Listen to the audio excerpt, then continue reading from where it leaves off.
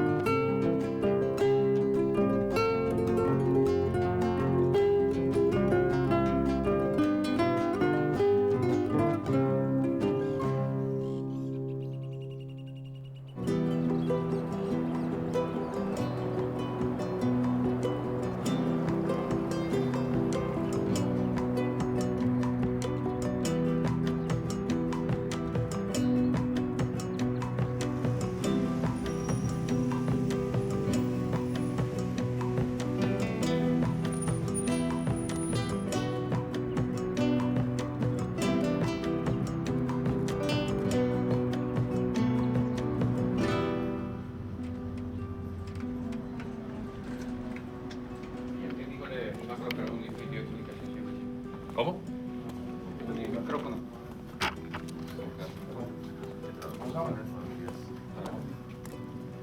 ¿Dónde me siento? 1, 2, 3, comienza. ¿Sí se escucha? ¿Eh? ¿Quién me escucha a mí? ¿Funciona? Acá está el sonidista. ¿Funciona? Hace pocos días estábamos con Evo y Evo nos decía que él era el primer presidente que representaba una comunidad indígena, que eso significaba una responsabilidad muy importante porque él imaginaba que si fracasaba en su proyecto probablemente sea también el último.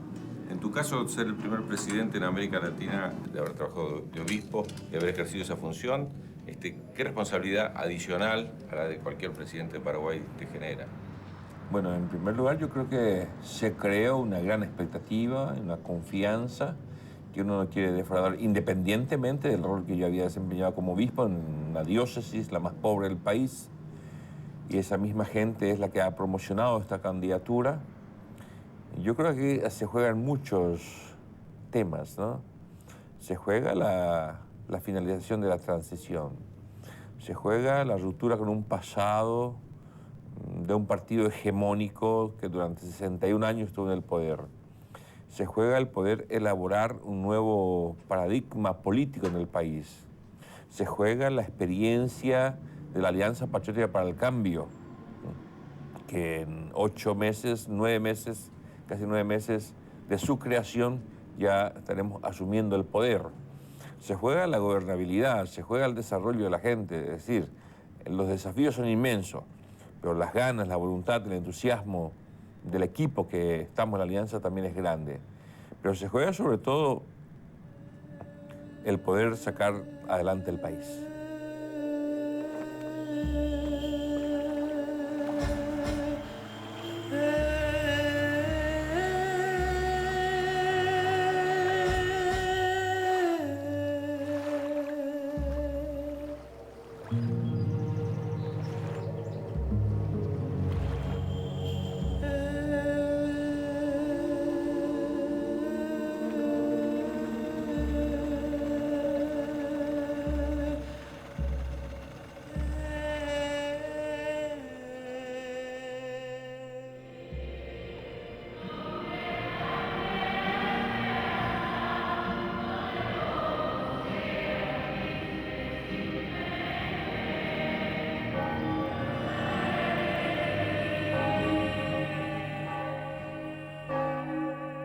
país aislado, un país con un índice de pobreza altísimo. Se juega la integración real al Mercosur, se juega la economía del país. Es decir, en juego ponemos las cartas sobre la mesa y yo creo que tenemos un montón de cartas que tenemos que jugar y saber jugar. ¿Cuándo aparece en vos la idea de ser presidente? ¿Cuándo es el primer día o el primer momento que se te ocurre que podés servir al país como presidente de la nación? ¿Es desde chico o en los últimos años? Yo creo que el último año, ¿no? Hay aquí una especie de autoconciencia progresiva. La gente hablaba, ¿no? Incluso allá, cuando comencé el episcopado, algún periodista se le ocurrió, porque era un obispo atípico, estando con la gente, estando solamente un día haciendo oficina en el Palacio Episcopal. Mi tarea pastoral se redujo, no sé si se redujo, pero a acompañar a la ciudadanía, a estar con ellos en sus logros, como también en sus fracasos. Y surge como un liderazgo natural en la región, pero un liderazgo religioso, con un fuerte ingrediente social. Y tengo contacto con grupos sociales, de artistas, de campesinos, de obreros, de sindicatos, de políticos, ¿no? Y nace como una iniciativa de formar lo que en su momento fue Resistencia Ciudadana. De Resistencia Ciudadana se pasa a la Concertación Nacional y de la Concertación Nacional se pasa a la Alianza Patriótica para el Cambio. Y fue precisamente el 17 de diciembre del 2006 en donde me presentan más de 100.000 firmas de campesinos, obreros, gente humilde de la comunidad de base, en donde me piden, me solicitan, ¿no?, si yo no haría el sacrificio de renunciar al ejercicio pastoral episcopal y encabezar una gran coalición de grupos y movimientos en vista de entrar en la arena política. Esa noche, que fue la noche más larga, la noche que no dormí, como suelo decir, la noche de la gran opción.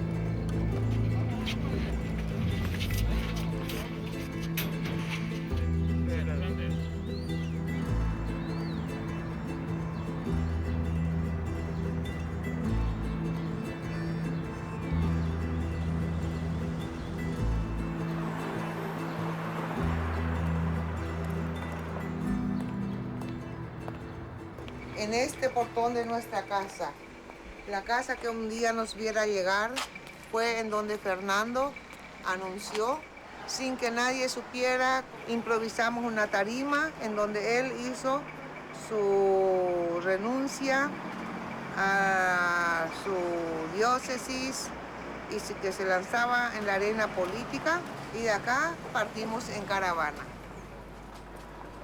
Esta era nuestra sala comedor, donde todos los hermanos comíamos, ¿verdad? Aquí en este mismo lugar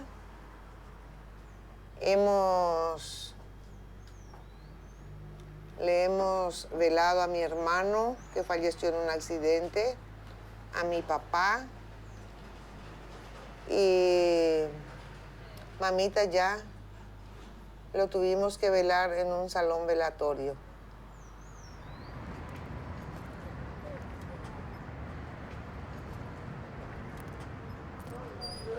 Aquí, cuando estábamos sentados, la mesa estaba dispuesta acá.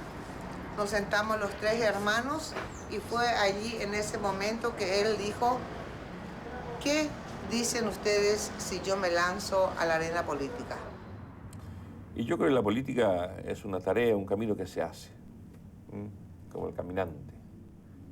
Esta tarea de incursionar a la política sin conocer mucho los códigos de la política, y nos lanzamos así, casi al estilo pastoral, yendo a las comunidades, como solíamos decir, no fuimos con discursos, fuimos con los oídos atentos, a escuchar,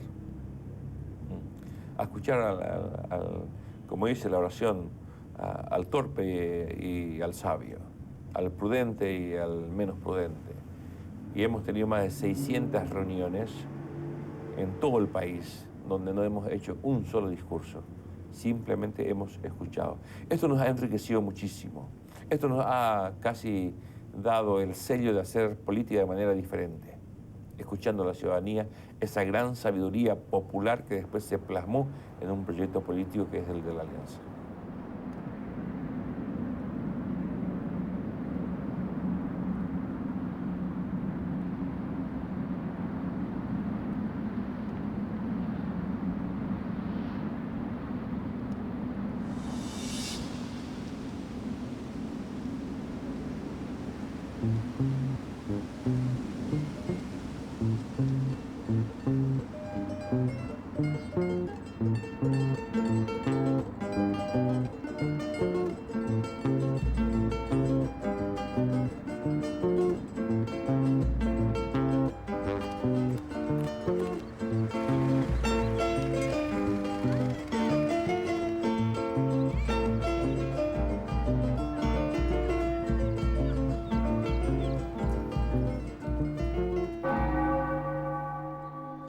Aquí se ha ordenado el Monseñor Fernando Lugo, sacerdote Fernando Lugo, en esta basílica que llaman de San Roque González de Santa Cruz. Seguramente ha renunciado a una vocación muy querida como sacerdote, esa vocación sacerdotal de ser obispo, mirando seguramente a su pueblo muy sufrido, porque como se dice, somos muy limitados para trabajar con el pueblo como sacerdote o como obispo.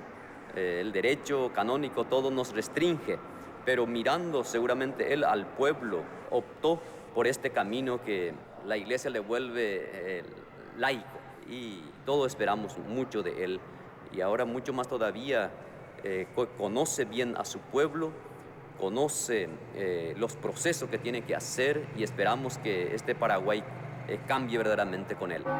El político aquí, en gran medida, no 100%, es como el que habla mucho, el que tiene la fórmula mágica, el que habla siempre, el que pega el último discurso, ¿verdad?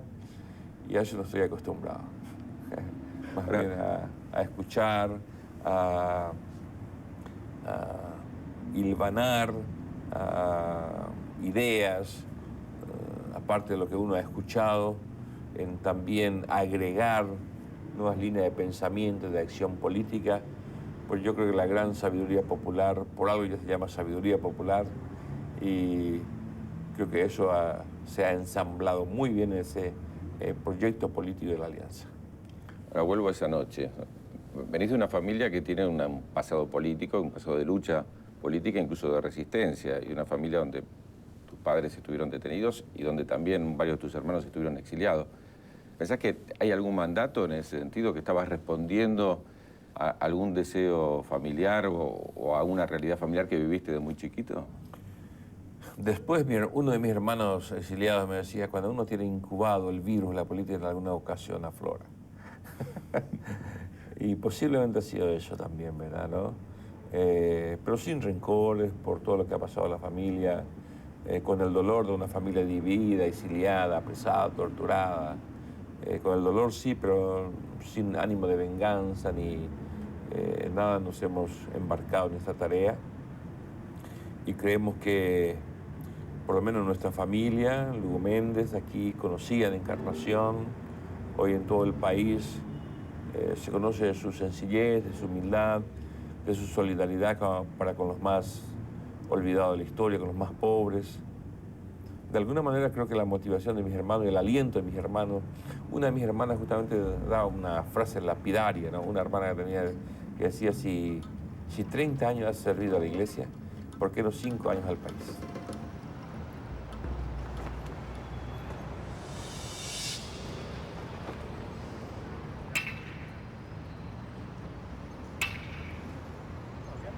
Este es un homenaje a Asunción, recordando los 500 años. Repitiendo una costumbre española de plantar un tronco cuando fundaban un fuerte o una futura ciudad. Asunción tenía su tronco de 5 metros en 1537. Y ahora estamos refundando Asunción con un tronco de hierro que no se va a pudrir nunca. Una esperanza, vamos a ver. Yo creo en Lugo.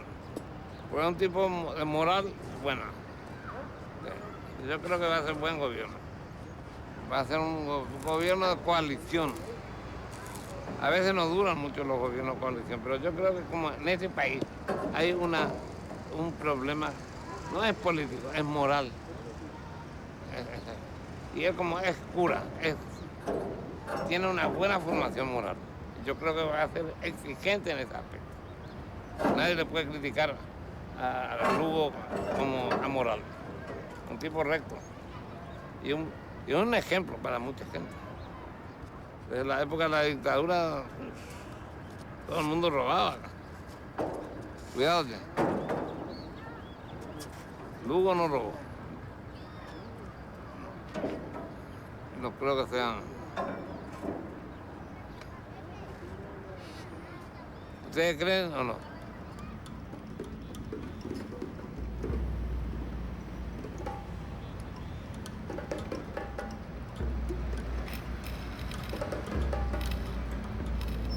De los dos lados, para que no.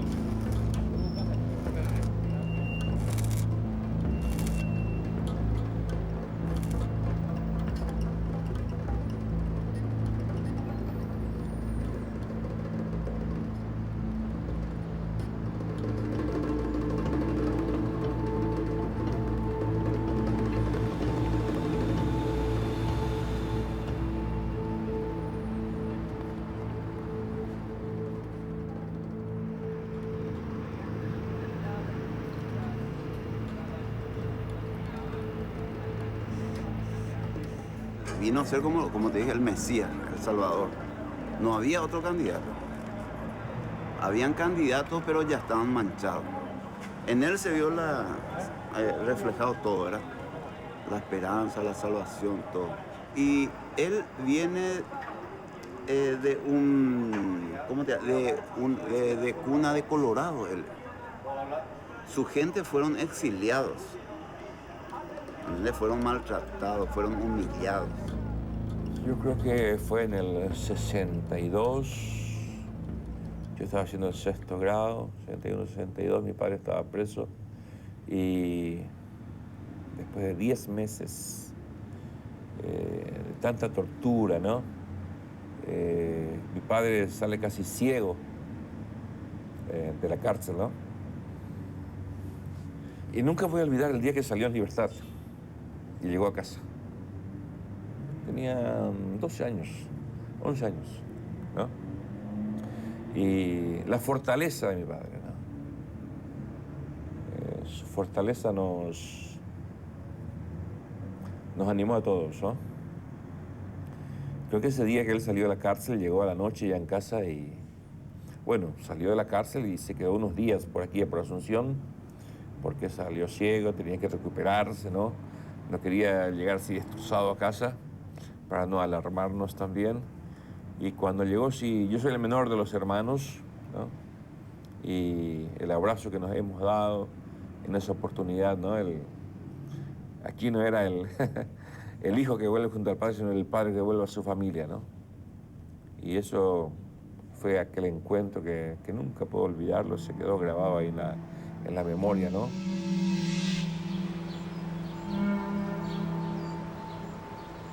Justamente mi papá estuvo casi un año en la mazmorra del dictador Stroessner y cuando salió, y en eso, durante todo ese tiempo él no vio la luz del sol.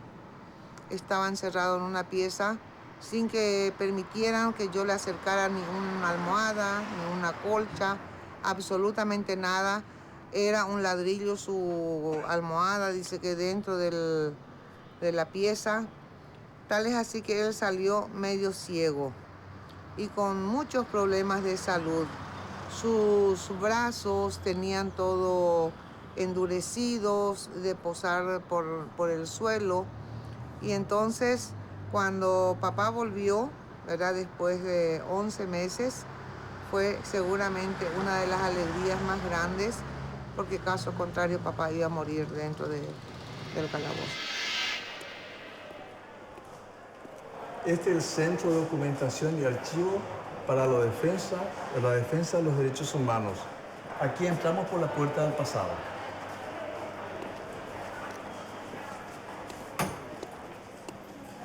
El día que yo descubrí esto fue el día de mi mayor soledad.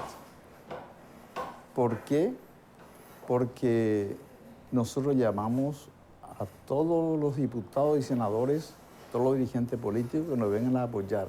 Nadie apareció. Y fueron los periodistas, estos son todos periodistas, que vinieron, nos acompañaron, ¿verdad? Y ellos recibían esto y estuvimos cargando en un camión. Esta es la historia de Paraguay del año 1929 al 89. Primeramente, persecución a los anarquistas italianos, franceses y españoles que vinieron acá. Sí. Después a los comunistas, a los socialistas y después a los subversivos. Sí.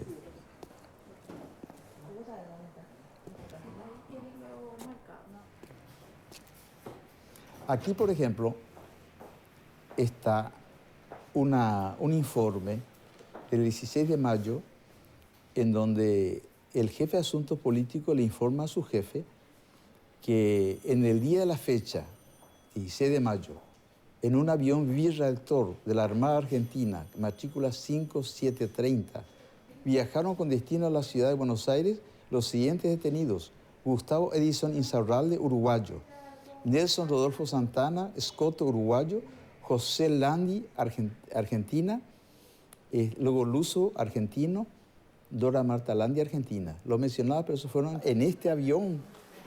Que nunca llegó a destino. Que nunca llegó a destino. Esto fue un tirado todo, esto fue el vuelo a la muerte, el anticipo del vuelo a la muerte.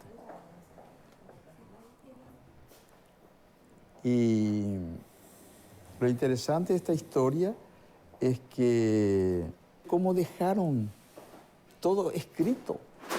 Eso es lo raro. ¿Y por qué no quemaron esto al Isa Stroessner? Porque nosotros suponemos que no quemaron esto porque ellos se sentían muy seguros. Aquí la impunidad. Se fue Stroessner, queda Rodríguez, que es su consuegro. La impunidad.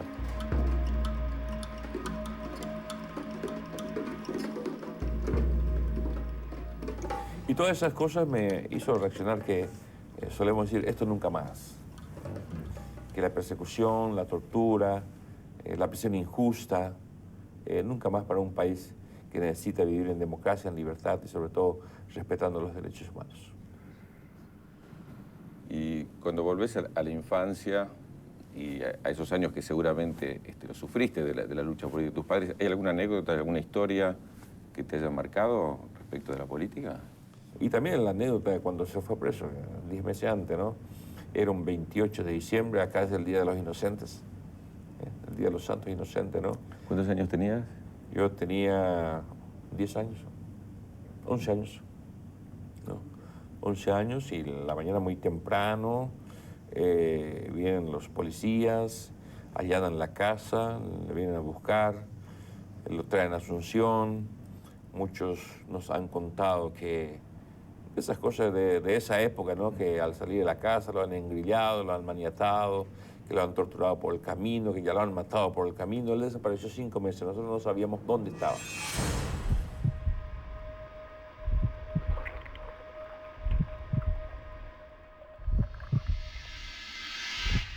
Este fue el Cóndor, la oficina del Cóndor. Y este escritorio estaba aquí, del coronel Thierry. El coronel Thierry no hablaba, era mudo, sino gesticulaba. Así, continuó la tortura, pare la tortura, y la tortura sufríamos aquí en este lugar. En este lugar. El coronel de ahí dando las órdenes. Y este es el aparato que usaban ellos para meternos la picana eléctrica en los testículos, en la vagina de la mujer. La costumbre en aquella época era arrancar primero las uñas con esta máquina. Con esto sacar las uñas. instrumento de tortura, las uñas. ¿Verdad? Esto es un magneto que se usaba en lugares donde había electricidad. Esto era una aplicación de pentotal, el suelo de la verdad que se aplicaba a los presos políticos para que hablen. Bueno, aquí vemos ahora, esta foto es muy importante porque se trata de la familia del presidente Lugo. Aquí está el tío de Lugo, fue perseguido. Toda la familia de Lugo están aquí. Esta gente sufrió 40 años de persecución política. Y en Buenos Aires el tío de Lugo fue secuestrado por los militares argentinos. Bueno, aquí la iglesia paraguaya, la iglesia católica, durante la dictadura, la iglesia siempre estuvo al lado del pueblo. A diferencia de Argentina, que la iglesia siempre estuvo a favor de los dictadores, ¿verdad? La jerarquía al menos, ¿verdad? Y aquí tenemos los sacerdotes que sembraron la teología de la liberación en Paraguay. Lugo pertenece a la teología de la liberación, o sea, los sacerdotes que hicieron la opción por los pobres. Estos son los dirigentes que fueron todos echados al Paraguay, y fueron todos al Ecuador. Y Lugo también estuvo en Ecuador. Por eso que él está muy comprometido con las clases populares. Lugo es la esperanza. Nosotros hemos terminado la teología aquí en Asunción sin haber escuchado una clase de teología de la liberación. Y en Ecuador sí, me impactó, ahí sí que me impactó la brecha entre los ricos, los pudientes y los miserables de la historia. Y conocíamos al señor Proaño, el obispo de los indios, el obispo del Poncho, como le decían. Hemos compartido largas pláticas con él, retiros, tareas pastorales, encuentros, discusiones, ¿no? En donde fui perfilando casi un nuevo modo de ser sacerdote. Cuando yo fui al campo a enseñar, ¿no? Por no tener la afiliación al Colorado me mandaron al campo, al monte casi, ¿no? Ahí yo comencé a leer la Biblia, con conciencia, ¿no? Uno llevaba un cristianismo casi de manera inconsciente, ritualista, pero ahí comencé a leer y encontré en la gente al verdadero Cristo empobrecido, ¿no? En los niños que venían descalzos en el frío, en los niños que nosotros los profesores le preparábamos el desayuno para poder por lo menos atender un ratito, en los padres que trabajaban la tierra de sol a sol y no podían tener un bienestar familiar. Yo creo que eso fue el encuentro conmigo mismo, el haber salido por primera vez de mi casa con un ambiente diferente, en el campo. Eso marcó mi vida, ¿no? Marcó mi opción también, mi decisión de trabajar por los demás, en donde todas mis fuerzas, mi voluntad, mi inteligencia, mi corazón, poner al servicio de los demás. Nosotros enseñamos mañana, tarde y noche, casi ad honorem, a la noche con vela, cuando había jóvenes y adultos que querían estudiar. Dábamos clase ahí, ya sea en la capilla o en la escuela, donde sea, ¿verdad? Una vocación un poco de un docente 100%. La fe no puede estar desencarnado, aislada de lo social.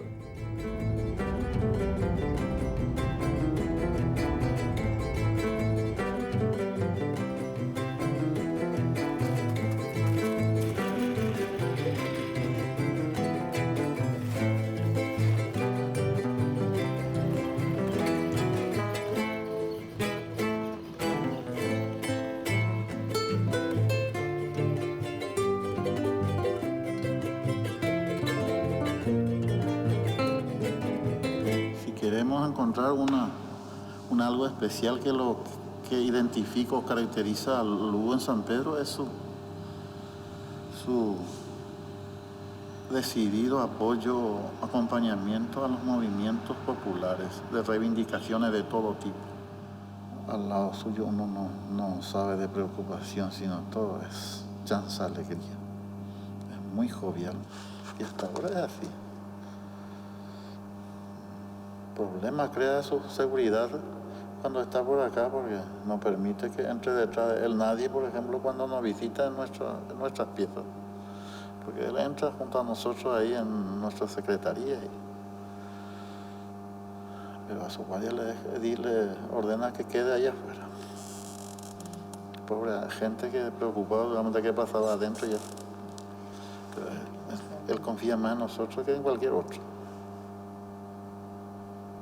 Para él estando con nosotros es seguramente lo que se siente distendido y relajado porque sabe que está con sus amigos realmente. Aquí mismo a veces nos peleamos con los guardias de seguridad. Creo que a veces te escapás y salís. Antes de comenzar, ¿no? Quiero ir a tomar mate, qué sé yo, con un compadre, una comadre, alguien que viene muy temprano a casa, ¿no? Y que lo dejen pasar. Qué sé yo, cambiar de itinerario de lo previsto, ¿no? Ir en avión y querer bajar a un pueblo donde debo encontrar a un amigo que tengo nostalgia de encontrarlo, ¿no? Cuando el itinerario ya estaba todo preestablecido. No sé, pero sin malicia, sin malicia, simplemente con el deseo humano, afectivo de seguir ese contacto con la ciudadanía, con la gente más sencilla, con la gente que te demuestra el aprecio y que vos no puedas corresponder lo suficientemente como en otro tiempo. Hay una anécdota que a mí me dicen en mi familia, cuando niño me decían no. ¿Por qué? No sé, creo que uno de mis hermanos no podía decir mi nombre, que es tan largo, que es Fernando. Y me decían más corto no, y me quedé así, ¿no? Y en el barrio me decían no. Y cuando yo me recibí de sacerdote, los amigos del barrio me decían, una sola cosa te pedimos. No cambies. Que no cambie el estilo, que no cambie la manera de ser con los demás, de ser franco, abierto, sencillo, humilde con la gente. Esa misma gente, cuando me ordenaron obispo, me dijeron lo mismo. Y ahora me dicen lo mismo, que sos presidente, no podemos hablar contigo, no puedes venir acá a jugar un partido de vóley, un asado, tomar como antes, qué sé yo, un vino con un asado, jugar a las cartas para divertirnos. Es decir, el no cambies, para mí por lo menos tiene una gran significación. Significa ser el niño, el joven, el adolescente, el adulto, sencillo, humilde, en contacto franco, directo con la ciudadanía, sin prejuicios.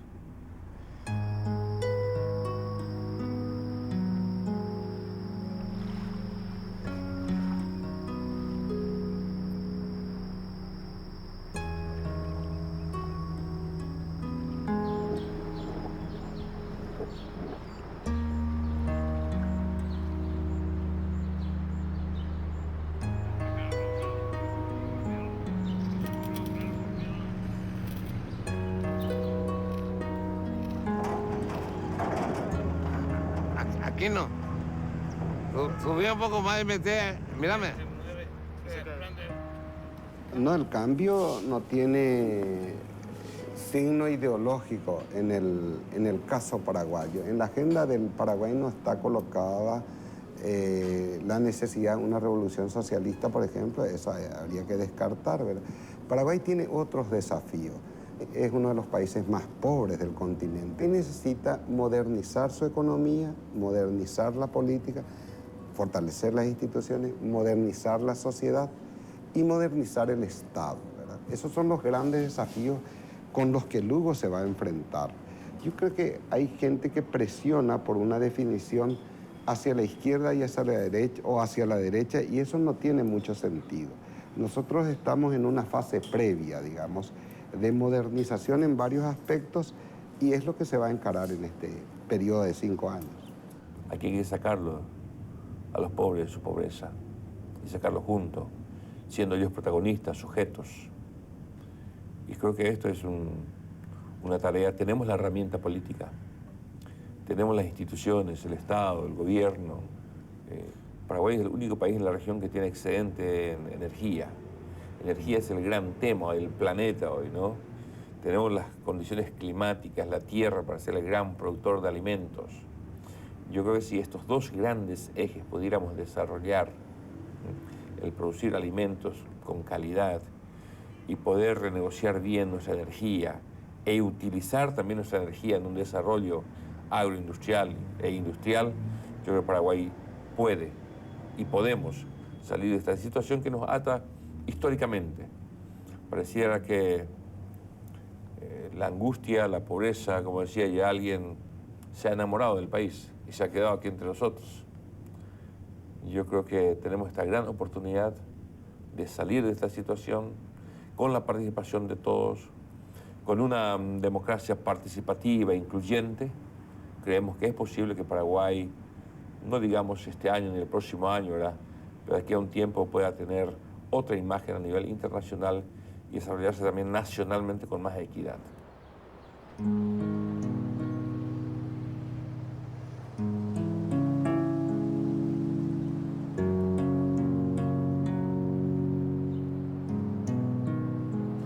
Umbral Paraguay es un programa que es para procesar menos la corrupción en realidad. Yo creo que este programa le va a ayudar mucho a mi país. Es muy importante. Y yo creo que le controla a la gente de arriba. Umbral Paraguay le controla a la directora y a toda la aduana. Estas son unas lanchas que compró el programa Umbral, ¿verdad?, para la Dirección Nacional de Aduana. Porque hay mucho contrabando vía fluvial. Y yo creo que esos impuestos no ingresan al país y genera pobreza. Lo que más aquí se hace son exportación. Se exporta mucho cuero, carne. Importación no tenemos más, en realidad. Importamos muchas cosas. Bastantes cosas importamos, pues no hacemos nada acá, pues. Tristemente no hay nada, no hay ni una fábrica, nada. Eso es lo que antes estaría bueno si hay. Por culpa de unos pocos todos tenemos que sufrir.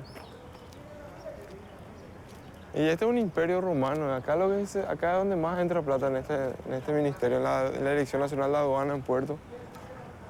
Si esto no existiera, el país iba a ser más pobre de lo que es.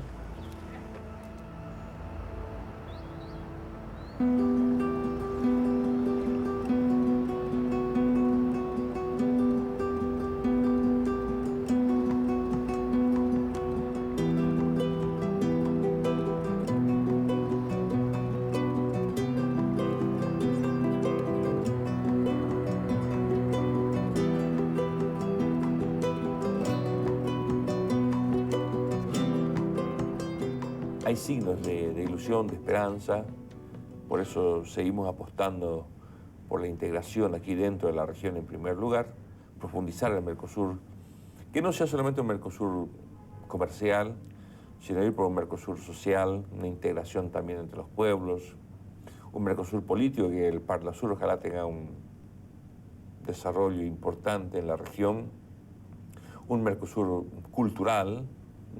No se puede hablar de cambio sin un cambio cultural, y creemos que con la conciencia y solidaridad de los países de hacer un continente mucho más habitable, yo creo que eso va a atraer a mucha gente a vivir en América Latina. América Latina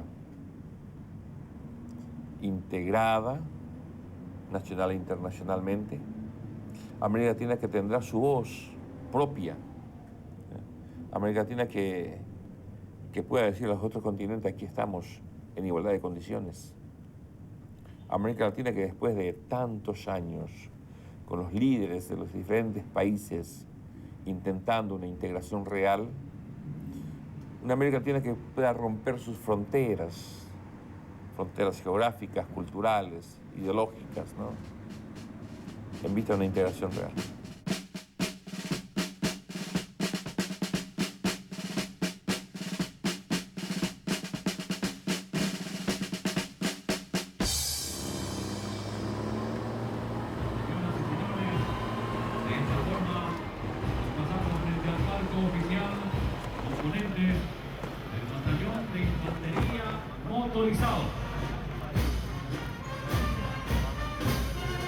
Señoras señores, a continuación, banda de músicos. También estos músicos participaron activamente como combatientes al frente de las líneas en las trincheras, como en el cabo de músico Cipriano Cristiniano Franco Tercero Verde, quien fue herido en condiciones.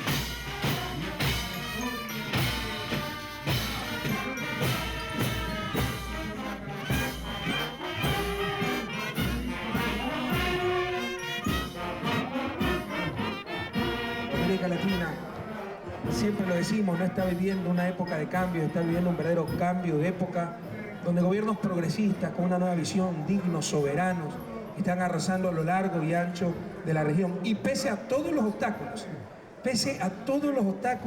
a todas las trampas del poder, porque no crean que ganar una elección en América Latina es llegar al poder. No, se obtiene un pedacito de poder. Los poderes fácticos, los omnímodos siguen intactos. Poco a poco hay que alterar esa correlación de fuerzas en función de las grandes mayorías. Este es el inicio de la lucha. A Fernando le deseamos, le insisto, la mejor de las suertes, como él lo dijo en su discurso. Nadie dijo que iba a ser fácil. Lo que no es imposible, es posible, pero es durísimo. Se van a tener que enfrentar a muy duros obstáculos Paraguay, como nos estamos enfrentando la mayoría de países de América Latina que quieren un cambio real. Así que adelante Paraguay, adelante América Latina, que el presente y futuro ya está en nuestras manos. Muchas gracias. Ser presidente de un país, ¿no? Estar metido en una burocracia que te puede encapsular, sin el contacto directo con la gente. Yo nunca quise ser esclavo de la burocracia, ni en la docencia, ni en la iglesia, y ahora tampoco acepto del todo, ¿no? Yo sé que ejercer la presidencia no es lo mismo que ejercer la opción pastoral que hemos hecho durante 30 años. Creo que esto es más grande y más complicado. Yo creo que aquí está en juego un país, está en juego una trayectoria, está en juego un testimonio. Lo que se apuesta es grande, ¿no? Y por eso yo creo que solemos decir con el equipo que no nos asustan los desafíos, pero sí también creemos que la voluntad que vamos a poner, a veces hay gente que lo ve todo negro, hay gente que lo ve como un fracaso inminente. Sin embargo, somos hombres de esperanza, de fe, y creemos que es posible. Quizás no todo lo que la ciudadanía espera y en poco tiempo, ¿no? Pero sí, yo creo que el proceso político paraguayo va a ser un proceso político diferenciado, va a ser un genuino proceso desde dentro, desde la gente, desde abajo, ¿no?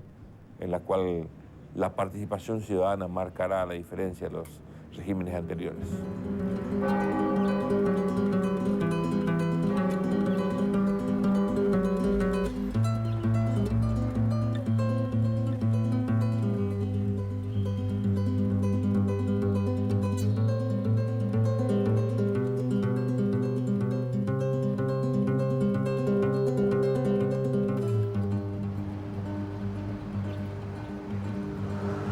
Iglesia La Encarnación se llama. Antes, en la época del 70, cuando hubo una revolución acá en Paraguay, servía como un cuartel y también como un hospital. Esa es la historia. Un cuartel donde estaban los soldados. Allá arriba, por ejemplo. Ahí, por ejemplo, se subían los soldados y para controlar el río Paraguay, porque de ahí se ve toda la bahía. Yo creo que Lugo tiene un proyecto muy bueno, la verdad que no... Es difícil, él solo para llevar este país adelante es difícil. Yo creo que nosotros como ciudadanos deberíamos de ayudarle o darle una oportunidad para que él pueda llevar a cabo lo que se propone. Resulta que acá en Paraguay es muy difícil ganarle al Partido Colorado porque viene manejando una etapa muy considerable, ¿verdad? Y eso lo hacen expertos, además tienen afiliados por medio del Estado que son muchísimos, yo creo que son más de 2 millones. Y ponerte contra eso, o sea, que lanzarte contra el Estado, que es el Partido Colorado, es muy difícil. Ahora, yo creo que Lugo ganó porque ellos no se lanzaron contra el Partido Colorado. Si uno quiere trabajar en el Estado, debe afiliarse al Partido Colorado. Y mientras vos estés afiliado al Partido Colorado, vas a tener trabajo, no importa que no sepas hacer nada. Eso es lo que yo veo y lo que yo siento, que es así. Yo no trabajo en el Estado porque a mí no me gusta el partido. El Estado se ha identificado con un partido, cierto. Yo creo que la gran tarea es deslindar responsabilidades. El Estado, que tiene que estar con su institución al servicio de todos los paraguayos, va a ser el gran diseño y va a ser el gran compromiso nuestro. En donde durante décadas y décadas, yo me recibí de maestro, y solo contar esto, en el 69, y para conseguir un puesto de trabajo como maestro, tenía que tener la afiliación al Partido Colorado. Una manera evidente de que la afiliación era el mejor currículum para ser funcionario del Estado. Yo creo que esos hechos los tenemos que superar. Poner en funciones, en la función pública sobre todo, a las personas más capaces, más honestas, más transparentes, más eficaces, eficientes, ¿verdad? Yo creo que eso también va a ser una tarea que molesta a mucha gente, que estuvieron instalados durante décadas y décadas. Yo creo que esos hechos los tenemos que sepultar definitivamente.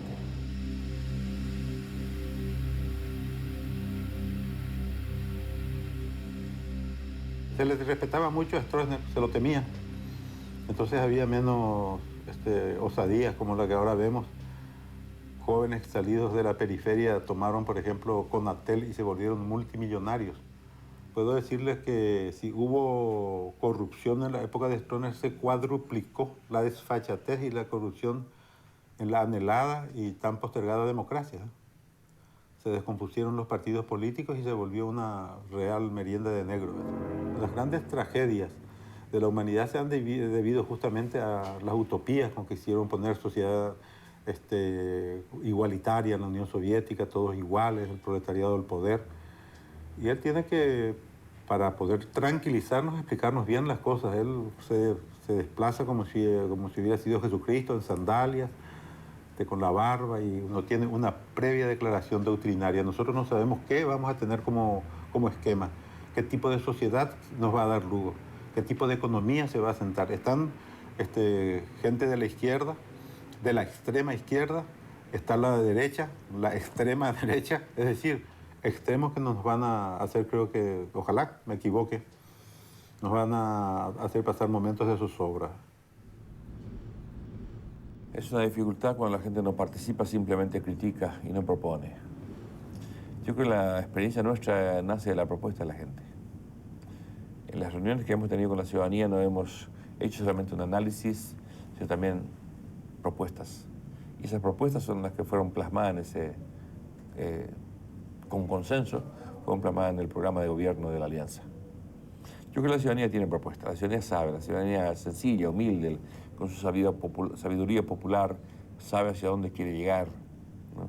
Y hay un modelo casi que nos ha diseñado, ni se ha completado de diseñar dentro del país. Queremos un país más equitativo, más honesto, un país que recupere su dignidad como nación, que sea respetado, que no seamos conocidos solamente como el país de la piratería, del contrabando, de la ilegalidad, de la corrupción, sino que también seamos recordados más allá de nuestras fronteras por ser un país de la administración honesta y transparente, en donde la política no sea solamente la industria sin humo de enriquecimiento rápido e ilegal. Son grandes desafíos que en el día a día uno está luchando con eso.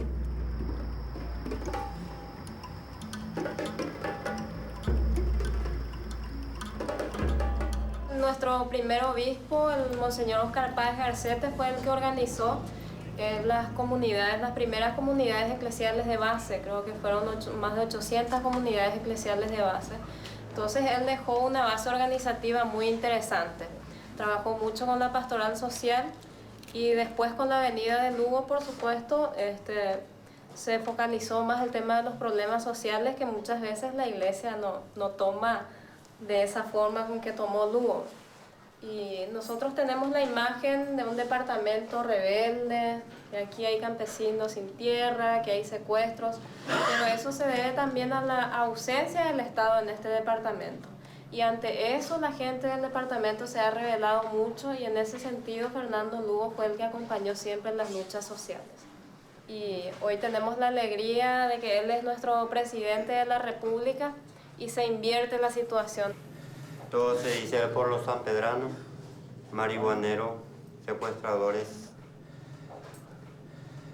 Y de acá surgió el presidente de la República actual, Fernando Armindo Lugo Méndez. Y esta capital es la capital de la cordialidad, San Pedro de Cogondillú. Muchas gracias. ¡Viva San Pedro! ¡Viva! ¡Viva Lugo! ¡Viva! ¡Viva Paraguay! ¡Viva! Esto llevará mucho tiempo. Nosotros nos hemos comprometido con los paraguayos y paraguayas que viven aquí que vamos a comenzar, vamos a iniciar un genuino proceso de cambio en el país. Y quizás de nuevo me baso en la Sagrada Escritura, como dice Pablo, uno es el que planta, otro el que riega, otro lo hace crecer y otro después cosechará. Nosotros vamos a poner las bases, los pilares de una genuina democracia participativa, con igualdad de oportunidades a todos, y queremos soñar con ese país diferente que, como suelo decir, nos merecemos todos los paraguayos.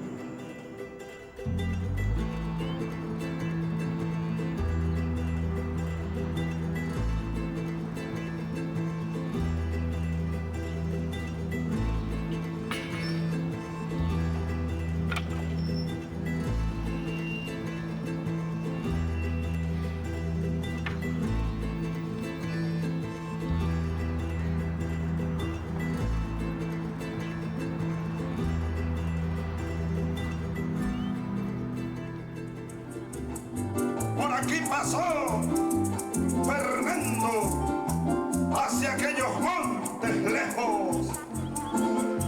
Óiganle, óiganle la voz tendida sobre el resol de estos médanos, la voz que gritó más hondo. Óigasela, compañero, como el son de las guaruras cuando pasan los arrieros, como la brisa en la palma, como el águila en el ceibo, como el tiro en el asalto. Por aquí pasó Bolívar, carajo, hacia aquellos montes lejos, y hoy regresó de nuevo a llamar a la Unión Libertadora, a todo su inmenso pueblo. Para ti, hermano, con el corazón bolivariano, para el pueblo paraguayo. ¡Alba! Creo que estamos con el gran desafío de construir la América Latina, el Mercosur, nuestros propios países, con equidad, con una sociedad mucho más humana, que los cuoteos políticos terminen, que la justicia sea transparente, eficiente y para todos sin distinción, que la aplicación de la ley sea también para todos los paraguayos sin distinción, una América Latina más integrada, con muchos desafíos, con nuevos desafíos, con nuevas tareas seguramente. Yo creo que el tema del hambre, de la alimentación seguirán, el tema de la energía, no sé si lo vamos a solucionar, pero con pasos firmes hacia la gran integración latinoamericana. Y al mismo tiempo tener lo que nos merecemos. Al fin de cuentas, ser felices.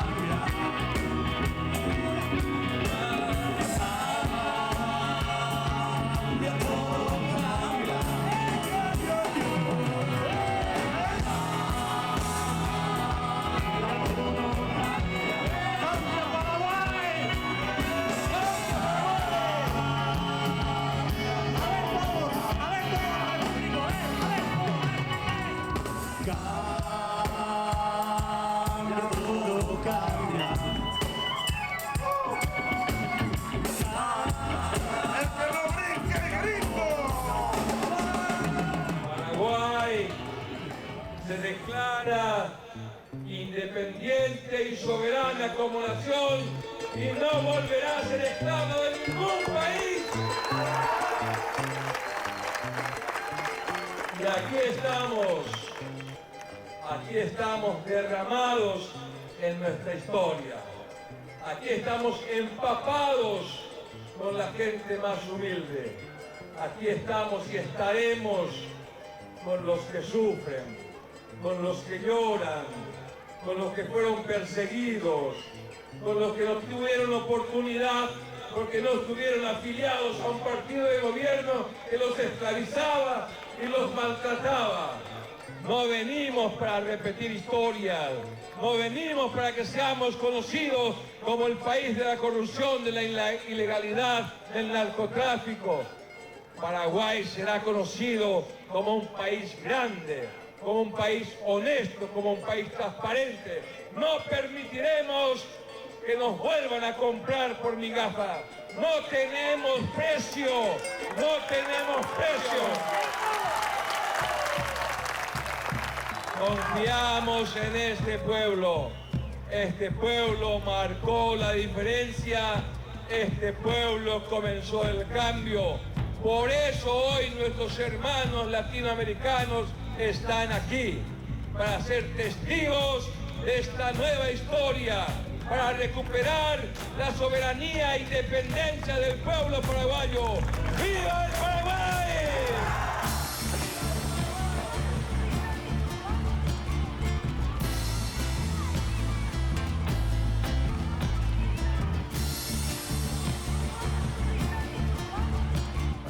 Gracias por tu tiempo. Sabemos que debes estar enloquecido.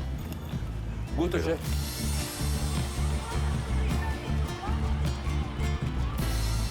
Ah, qué bueno. Muy sencillo. Muchas gracias. Bueno, muchas gracias.